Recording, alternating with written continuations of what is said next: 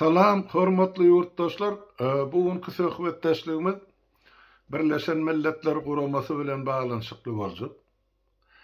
Men ozal bir näçe gezek aýdypdym-da şular ýalyny 2003-nji ýylda şol aprel aýynda Birleşen Milletler Guramasynyň 59-njy sessiýasyna şol Türkmenistanyna 2002-nji ýylyň 25-nji noýabr wakasy bilen ýa-da Sanjar şol döwürki Niýasyň kalendary boýunça Sanjar wakasy bilen baglanyşykly Türkmenistan hökümet tarapyndan ýa-da suud edişligiň, ýa-da bekanun suud edişligiň ýa-da tutga-tutlugyň, gyrgynçylygyň, adamlar ýydarlamalaryň bolup geçerligi barada dünýä jemgyýetçiligine doly habar aýan etdik we şol bir wagtyň özünde de Ýewropada howpsuzlyk Guramasynyň üstü bilen hyzmatdaşlyk we howpsuzlyk Guramasynyň karary bilen ýörüte bir daklatçy ady Emmanuel familiýasy Deko professor adam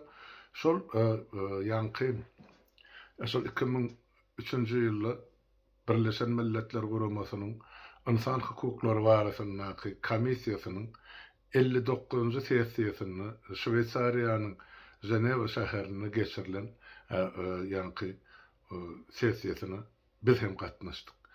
Diýip bir näçe gezek men size aýdypdym. Ýöne şol döwürki dokumentler elimde ýok diýip aýdýardym-da sebäp men arhiwimyň köp bölegi esasy ahlysy diýip aýsam boljak şol ýangynna ýetip gitdi pazar bolany bärde Şweýçede. Ýöne şol olgun şol goşgulamy tapdym diýen günüm ýanam dörjelep ine ýemen çykardym. Ine okap bilýän bolsaň şo taýda ýazylgydyr. Ine Birleşen Milletler Guramasynyň 59-njy sessiýasy diýilip. Ine şol papka ine men şoňa gatnaşan ýemem içinde de bir topar zatlar bar eken ýazylgydyr. Ine şol sessiýaň dokumentleri men size aýdypdym da şol komissiýa 50 tane döwlet gatnaşypdy diýip. Ene şol döwletleriň sanawy mene şu ýerde ýazylgydy watandaşlar. Ene şol 50 tane döwletiň öňünde biz ýanky çykyş etdik. Şol Türkmenistanyna ýol berilýän ýanky edenetlikler, tutga-tutluklar bardy, bekanun suud edişlikler bardy. Ine şo barada kimler çykyş etdi? Ine men şol papkanyň içinde köne ýazgylan bar eken, elle ýazarlar. Ine şundan gün tertibine näme giýerilendi ýa kimler gatnaşandy men aýdyp berin. Okumaly bolýan. Birleşen Milletler Guramasynyň 59-njy sessiýasynyň gün tertibine giýerilen meseleler toplamyna laýyklykda Birleşen Milletler Guramasynyň insan hukuklary baradaky komissiýasy Türkmenistanyna emele gelen şu günkü ýagdaý ýa-da situasiýa ady bilen Türkmenistanyň insan hukuklarynyň gödek bozulmalaryna bagyşlanan ýörüte briefingi geçirýär. Ýörüte briefing diýmek ýörüte diňlenşik geçirilýär diýiligi şol. Şo diňlenşigi hana şol 50 döwletiň öňüne geçirdik. Briefingde Ýewropada howpsuzlyk we hyzmatdaşlyk Guramasynyň tapşyrygy boýunça professor Emmanuel Dekonyň Türkmenistanyna insan hukuklarynyň gödek bozulmalary bilen baglanyşykly taýýarlap düzen daklady we gelen netijeleri bu komissiýanyň dikkatyna ýetiriljek. Ikinciden ýene de şu mesele boýunça Moskwadaky Memorial Hukuk Goraýjy merkeziň ýol başçysy Vitaliy Ponomaryowyň soňra Halkara Amnesty'niň Merkezi Aziýa boýunça sülçüsi Anna Sunder Plastmanyň soňra Halkara Helsinki Federasiýasynyň başlygynyň orunmasary Bridget Dufo'nyň insan hukuklarynyň Halkara Ligasynyň Aleksey Karatayewiň hem de bu mesele boýunça meniň çykyşlarym gün tertibinde dur diýip şu ýazgymda aýdypdy. Ine şu adagylan adamlaryň hemmesi şu taýda çykyş etdi. Ine şol döwürden galan ine iki ýaka suratlary bar. şonu ise de görkezin. Ine şu taýda şu suratda ine görýän bolsaňyz ine ortada ana meni görýäňiz gapdalymda professor Emmanuel Ducot bäri gapdalla şol Orsiýadyň memorial hukuk goraýjy guramasynyň başlygy Vitali Ponomarev bilen şol biziň terjümeçimiz bolup işleýän Zenan Ýanky fransuz, ingliz, rus dillerini bilýänlerden terjümeçi bolupdy. Bir şol ara kesmede çykyşlarymyzyň arasyny meseleleri aralyp maslahat edip oturan persotymyz. Onun başga ýene bir kısa surat bar, onu size görkezeyim. Ine bärde şu taýdan başlar şu Aleksey Karatayev yani şol hukuk goraýjy halkara hukuk goraýjy ligadynyň onun ýanyna Emmanuel Ducot ýanky professor esasy daklatçyk. Bärde ýanky Brigitte Dufour onsoň mendun onuň bärde Anna Sünder Palastman şol sülçü bidem Vitali Ponomarev. Ine şu taýda Ženewada düşen suratymyz. Ondan ýene bir surat bar. Ine bu suratda men ýanky Amerikadan gelen hukuk goraýjy gurama bar şu taýda ýanky halkara liga. Ine şoň başlygy şol Zenan ýöne adı familiýasy men şuny ýadyma düşene, onun mer 20 ýyl geçipdir. Ine şu ýanky Liga po pravam человека diýerde insan hukuklary boýunça liga. Ol Amerikada düýberleşen. Ine şoň başlykdan şol aýal olum bardy. Ýöne ol daklatçy däl, şol umumy işe serenjam beren. Ine şu adamyň gatnaşmagyny biz ine ýurtdaşlar Türkmenistanyny şol noýabr wakasy bilen baglanyşykly bolan tutluklary, beýkanun suud edişlikleri ene halkara jemgyýetiniň dikkatyna ýetirdik. Esasan şu Birleşen Milletler Guramasynyň insan hukuklary baradaky komissiýasy. Ondan şu komissiýaň şu taýda komissiýanyň prezidenti bardy. O bilen aýratyn duşuşdyk. Ýygnakdan daşgaryna. Garaz şu taýda bu ýygnak umuman näçe gün dowam etdi. 17 martdan 25 aprele çelli ol bir aý 8 güllap şol komissiýa öz işini alyp barýardy. Ýöne biz o taýda bir aý 8 güllap ýaşandyk. Bir aý diýeni plan hepden näçe güllerini sizin çykyşlaryňyz bar. Soňra bir gün köwnegünden gelip çykyş edýär, soňra netijesini soňra beýleki gelen delegatlaryň sorawlaryna jogap bermeli şu ýanky 50 san döwletden. Ola manfaatly işler, ýöne şol üstünlükli edildi diýip bilýär. Indi nämeleri seredildi şu taýda? Şu ilkinji nowatda men şu taýda öz çykyşymdan aýtmaly bolýanlar, ine şol döwürki Türkmenistanyň konstitusiýasy bar. Yani 90-njy ýylda 18-nji maýda kabul edilen Niýazyň goly bilen. Ine şu konstitusiýany alyp bardym. Şu näçe maddalarynyň bozulýanlygyny ine şu komissiýanyň öňüne aýdyp berdim. Şu konstitusiýa ähli maddalaryny alanda da şoň üçin ýerine ýetirilýän bir ýa ikidir başgasy ýok. Ine şonu men madda suwud edip berdim şu komissiýa. Sorawlaryna jogap beremde. Onsoň şu taýda ýene de aýdylanýar, indi men dakladymda aýdylanýar. Ine şu taýda ýene bir el ýazmam galypdyr. Ine şu taýda rusça ýazypdyr. Indi men şonu rusça okap, soň türkmençe terjime edeýin. Ýanky Birleşen Milletler Guramasynyň men şu tazarlap oturarlary ýyllanyp diýenler.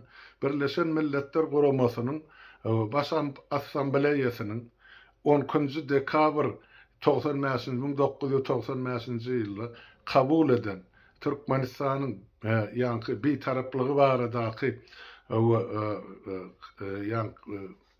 statusy Türkmenistan üçin Türkmenistan tarapyndan şol ähli eden etdiliginiň üstüni yapmak üçin şu jenaýatyny dowam etdirmek üçin ullanýar. Soňundan şol bir taraplygy ine bizi Enes edip oturan işleminin ahiretini Birleşen Milletler Guramasy gorlaýar diýen ýemany pikir halkyň aňyna salýar diýip aýdanyp mine birinji punkty şol. Ikinji punktda ýa-ni şol komissiýa ýüzünden aýdan o ýa-ni отчётно договорный органam diýme OON Birleşen Milletler Guramasynyň hasabat ýemesine gulluklarına. Bärde aýdylýan zat o Türkmenistanyň daşary işler ministrligi bilen o hiç şeýle peýdasy ýok. Hat ýazyşmak ýa telefona gürleşmek. O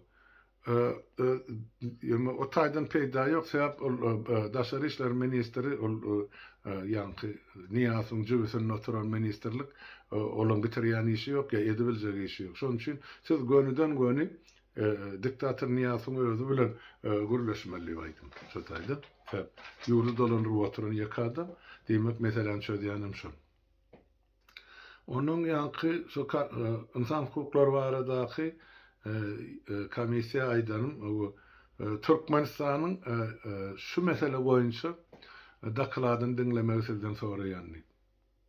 Ýöne şu daklady biziň şumallyk eden dakladymyz olara aýan etmeden ilk başdan olan pikirini soran şu barada şolu näme aýdy. Soňra biziň aýdallarymyzy mine bulara garşylykly goýsaňyz şu taýda size adaletli netije çykarma mümkinçilik bolar diýen pikir berdim. Dördüncü punkt boýunça şol Birleşen Milletler Guramasynyň ýörüýte daklatçyklarynyň ýa-ni hasabat berjeklerini ýa sonra geçjeklerini Türkmenistany barmagyny we şo taýda iş alyp barmagyny soradym şolardan. Şonsuz işiň bitmejegini. Onem bilen baglanşyk spes представительlik ýörüýte ýa-ni wekil, o ýörüýte wekil baranyna şol türmede oturan adamlaryň ýagdaýyny bilmeli, görmeli. Ordan şol ýa-ni 20-nji noýabr bilen baglanşyklar, onuň öňüm 10 miňlerçe adam türmelerde çüýredilip otur. Hiç bir medisina kömeksiz. Şol döwür ýa-ni şol 2000-nji ýylyň başyny 90-njy ýylyň ahyryny Türkmenistanyň türmelerini tuberkuloz keseli mögzap ösýärdi. Şol keseller günne günäçe her türmede 4-den 5-den adam ýogalýardy. Ine şo zatlara da baryp gözegçilik etmeli we netije çykarmak gerek zerur diýip men komissiýa ýüzlenenim. Soňra da degradasiýa humanitarny sfera, obrazowanie, medicina, ekologiya, ekonomika. Ine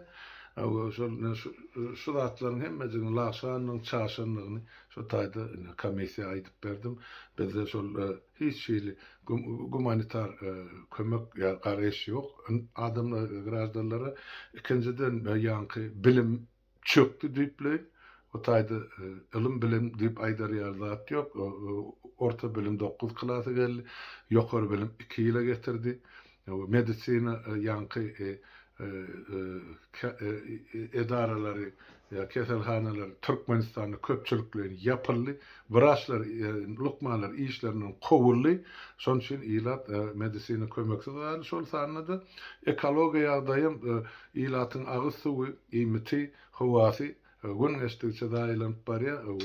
Şu meselelerden ejir çeken ilatymyzyň sany gün saýyn ösüp barýar diýip onu aýdyp berdim. O taýda ykdysadyýyň çökörlügini şol taýda şol döwür sapar iklimden saparagdan alan maglumatlar bar Türkmenistanyň ykdysady ýagdaýy barady. Onu gysgaça şol tribunadan aýdyp berdim. Men goýan meselem mene şol 5 sany punktdan ibaret. Olardan daşaryn şu taýda ýazyp durun.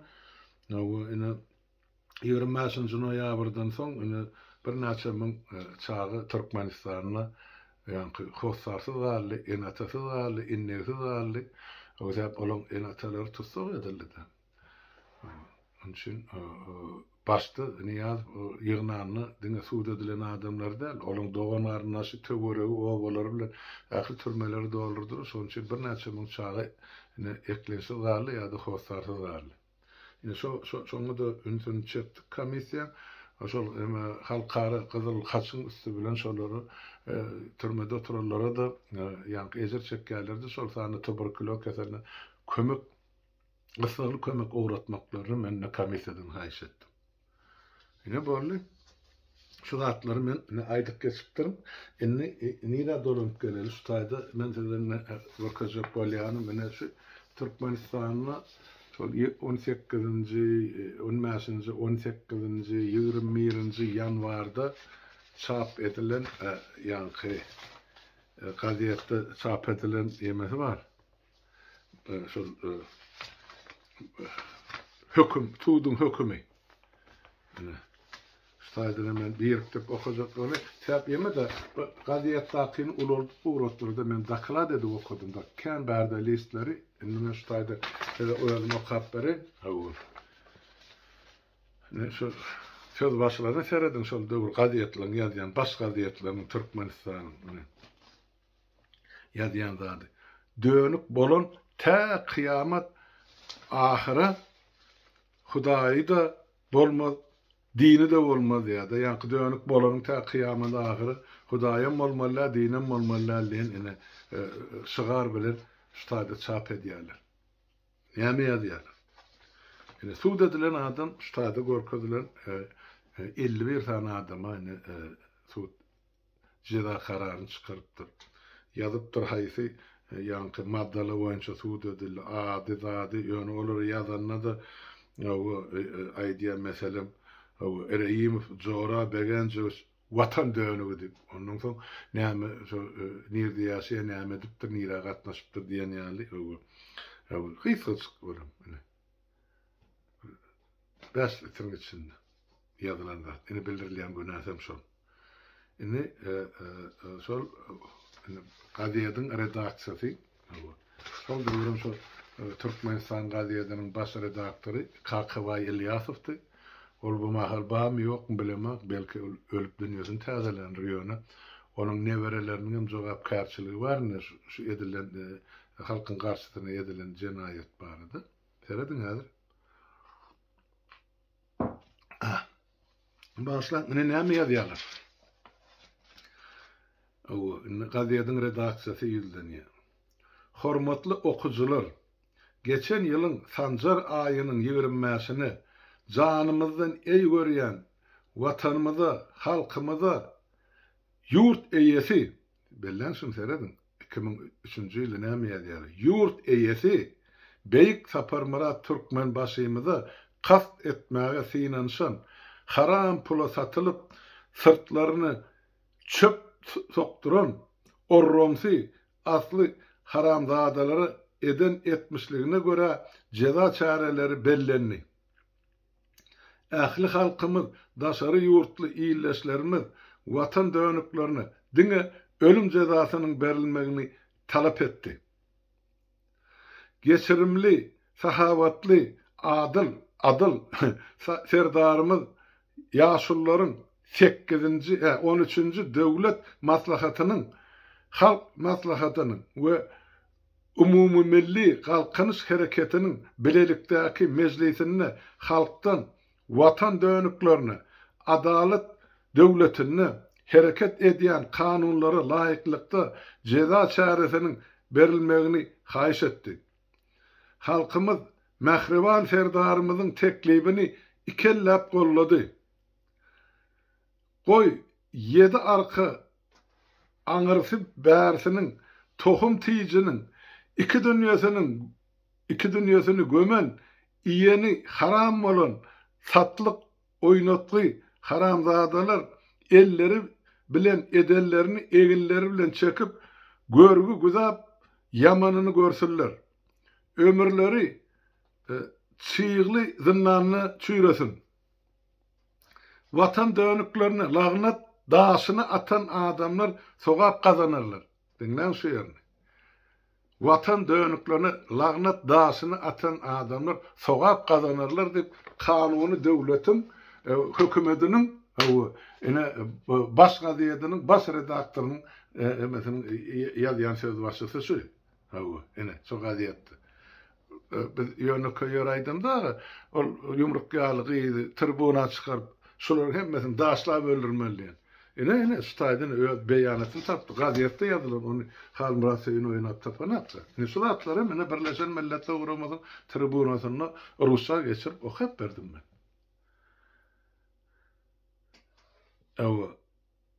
Şu hainlara vahay diyen tapılmaz. Kim şulara yapça bolsa, daşary ýurtly bolsun, beýleki bolsun, parhy ýok, wezipesine, ýaşyna garamazdan ählisine diňe terrorçy diýersi. Ene şeýdi biz mene ozal 94-nji ýyldan bäri terrorist saparaga da ene soňra 2003-nji ýyldan soň olam terrorist boldy. Ene yurttaşlar, ana ştada hemmejiginin ady, familiýasy, ene şu sahypalary onu ýörete men üçin ululdyk berdiler. Şol tribunada okamda heçikläp durmaz ýaly hersiniň ýemesi bar da, statýasy bar. Näme üçin çekilipdir, näme diýilipdir bu taýda. Ene bulan adil suut bolşam şol. Onsoň ýene bir möhüm belläp geçmeli bir zat bar ştaýda men kanunçy hökmüni aýtmaly bolýan. Teredin bir ozal urun olan zat 25-nji noýabrda patır putur o Niyaz özüne gerek ýemän almak üçin derrew ýygnamak bilen bolýardy adamlary. Ol suud edilen 51 adam däl. Ol 500.000 adam bütün Türkmenistan boýunça tohum tiýji bilen ýygnalar. Ol oň näçesine suud edildi, näçesi boşadyldy, näçesi türmede çüýredildi. Ol belli däl. Häzirki şu näçeli. Ýöne şu bizim bilýänimiz ene şol karar çykarany, çykarman ýok edene näçe adam. Ene problem ustaydy. Ene diýjek bolýan adam. 20-mäsine ene şolar aýdy, ene şolar ýaly ene jenayet boldy, biz şolar tutdyk, sakladyk diýip. Onsoň 20-mäsinji ýanky bir noýabr wakasyndan soň bulan çykarýan karary 10-mäsinji ýanwar, 18-nji ýanwar, 21-nji ýanwar 2003-nji ýyl. Hasaplap görün. 20-mäsinji noýabrdan 20-mäsinji dekabr aňyrsam 21-nji ýanwar 2 aýda ýetenek. Bir ay 26 günüň içinde 51 adamy suud edýärler. Bir pikir edip görün. Hani bunyň sülçüsi, hani bunyň prokurory, hani buny ýerine barlap, düýpli seredip adwokatlaryň gatnaşmagyny geçirilen iş barmy? Ýok. Hiç de yok yurttaşlar. Yine de sizin önünüzde çek bolýan zadım 20-mäsine şol bolly diýilen ýagdaýdan soň Boris Şyhmuratov 2 hepdeden soň sakladylar Türkmenistany. 10 mäs günden soň. Indi ol 10 mäs günden goşýan bol 10-njy dekabr bolýar. Esasy günä bildirilýäniň biri iklim bolsa Boris Şyhmuratovdan soň giç saklandy. Demek ol bir aya yetirilme, hava şu adamları eyyam suudun karar çıkarlı. Binemen anladı. Eyyam öňünden hemmejikler biçilen don, şolar eyyam cezasam taýýar, kararım taýýar, ýöne şolar şu halkyň maslahaty diýip, näme diýip, şumal ala samsyň edip, halk maslahaty bar. Ine atlaryny okak geçdiňde, kalkınış deydi, näme deydi, hemmejik bar ana 13-nji maslahaty.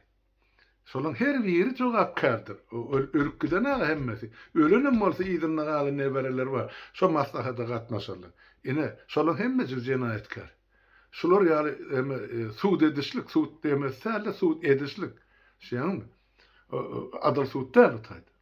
Adil suud boljak bolsa, hani bilen şol Boris bir görkezen zatlar Boris Şyhmuratov şol ukolur doýurypdyrlar da oradan dilin pelteklep ene biz jenayetkar bize näme ceza berseňiz hem az diýip görüle diýerlerdi. Bolly. O galanyny özeller bilen ýazan arzasyny aşaňa gol çekdiripmi, ýa çekmänmi, ýa şolaň adyny gol çekilipmi, ýa şolaň adyny nokulupmy? Gören bilen esiden ýok. Ola adwokatlarym ýok. Ene şu Borisy çykardylar öňüne. Bolly oturdy halkyň. Şol dokumentler çykdy. Arada saparaga sorap berdi. Şu gadyet tapsaňyz uğradym diýip. Saparaga şol gadyet menne. Gerek bolsa men size uğradyp bereň. Yurttaşlar meselede ýene bir gezek şol näme suud etjek boldum. Şu men ýurdun daşyny 92-nji ýylda çykdym da telemden soňra. Şol 92-nji ýyldan başlap ta 2007-nji ýyla çelli şu bir günüm men boş geçiren adamda. Şu bir ýerde bir gurama bolsa, edara bolsa, hemmejigini kapyga paýlanyp çykdym, hemmejigini ýazyp çykdym, pozup çykdym, jan etdim geyje güni. Şu halkymyzyň düşen ýagdaýy barada, nämeleriň bolup geçýärligi barada, şolary bir halkara jemgyýetiniň reaksiýa bildirmegi barada. Eger yerden ses çykdy, bulardan ses çykany. Şunu alınıp gezen adamın birimen, ay ine Birleşen Milletler Guramasy çöder, ene ýanky Ýewropada howpsuzlyk we hyzmatdaşlyk guramasy çöder, Amerika çöder, ýene biri çöder, Orsiýet kömek eder, boş görür. Hemme ýerde men ýüzüme garalyp aýdylan söz, sen halkyň diýer. Sen diýip aýdýardy. Halkyň şu güne çydap oturýan bolsa, müň ýaşasyn gözüni ýannak bilen süpersin diýip men türkmençelep aýdyp berdi. Bizim o taýda edebiljek işimiz ýok. Eger halk islese ayağı galsyn, rejimi ýogatsyn, şonu bizde näme kömek gerek bolsa gel, biz size kömek edelim. Onun bärde biz türkmen halkynyň etmeli işini atla etjek geldiler. Ine şol 2003-nji ýylda baryp 5 adam bolup çykyş edip näçe güllep 53 tane döwletiň wekiliniň öňüne şu her bir soragyna jogap berdi. Näme ýetkedi? Hiç zat. Şonda da ýene umyt bilen ýaşadym. Ay bugun bolmasa erti düzeler. Belki menne kitaplar bolar. Ya şu ýyl bolmasa indiki ýyl niýapçylar goý berer ýurda. Ýok. Şuna çelli belli der. Şol saklanan benniyle ne cezalar görkezip öldürülerlik, gıynalıp öldürülerlik vardı. Onu ala dediyen halkım yok. Onu ala dediyen sudatları yazmalı, pozmalı, jurnalistikalarım yok. İderleyen malsalar sudatlardan maslamalı hemmedadı. Näme bolýar? Sonra yankı Niyaz ölönne insan umydymyz şo boldy, şo ölenden soň hiç bolmany bilen alternativ saýlaw geçirirler, biz ýurda baryp şo taýdan ýemeder. Wenada ýygnanlyk, o taýda da hana ýanky beýleki 2 sany topar bar, gapyny depip gitdiler. Niyaz ölenden soň. Hudaý berdi orady. Olaňam ady familiýasy bar. O ýanyňky Aleksandr Dadov, oly kyzy bir topar. Onu soňra mene Nur Muhammed Hanam. Näme üçin? Awdakuly bilen wezipe paýlaşyp bilmediler. Şolaň haýsy bir prezident bolmaly. Halk barada da ýok. Şonu gördüm, şondan soň men näçe şu daşar döwletler ýygnagyna oturşygyna çağırdy. Birine de gideme. Gitjegem däl. Näme üçin? Men o taýda berilýän mogut höregi iýmek üçin ne görüm bar, ne öýümde çörek ýokmy? Ya halkymyzyň göz ýaşy üçin men o taýdan bar 5 saý şol suw tutuşnymar atelle ýaşanym. Ya iki şol siýasatçyň ya beýlekiň ýanyny men türkmenler aýdym. Näme ol bilenak bizim kimdigimi? Ya halkymyzyň ýagdaýyny bilenakmy?